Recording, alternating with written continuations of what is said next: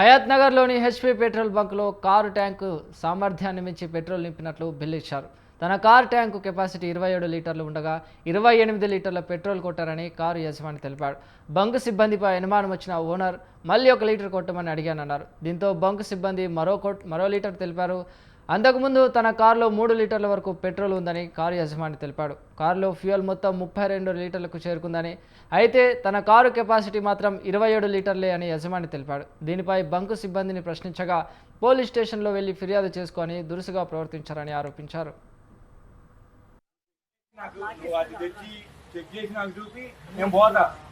ఎందుకంటే నువ్వు కొట్టిన పెట్రోల్ నువ్వే కదా కొట్టింది, నేనే కొట్టించుకుని మరి నాకు తెలుసుకుని ఆ బండి మీసారి ఏమంటాడు 10 మెజిలింగ్ సిలిండర్ ఏ క్లాస్ ఉంటుంది, గ్లాసుది ఉంటుంది.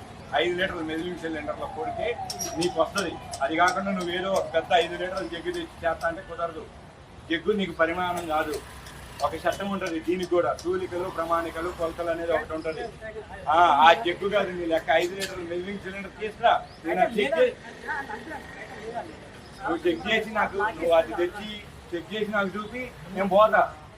ఎందుకంటే నువ్వు కొట్టిన పెట్రోల్ నువ్వే కదా కొట్టింది, నేనే కొట్టించుకుని మరి నాకు తెలుసుకుని ఆ బండి మీసారి ఏమంటాడు 10 లీటర్లు ఎక్స్ట్రా ఇటు పట్టి ఈ ట్యాంకులో మెజిలింగ్ సిలిండర్ ఏ క్లాస్ ఉంటుంది, గ్లాసుది ఉంటుంది. 5 లీటర్లు మెజిలింగ్ సిలిండర్లో కొడితే నీకు వస్తుంది. అది కాకుండా నువ్వేదో ఒక పెద్ద 5 లీటర్లు జగ్గు తెచ్చి చేస్తా అంటే కుదరదు. జగ్గు నీకు పరిమాణం కాదు, ఒక చట్టం ఉంటుంది. దీనికి కూడా తూలికలు, ప్రమాణికలు, కొలతలు అనేది ఒకటి ఉంటుంది.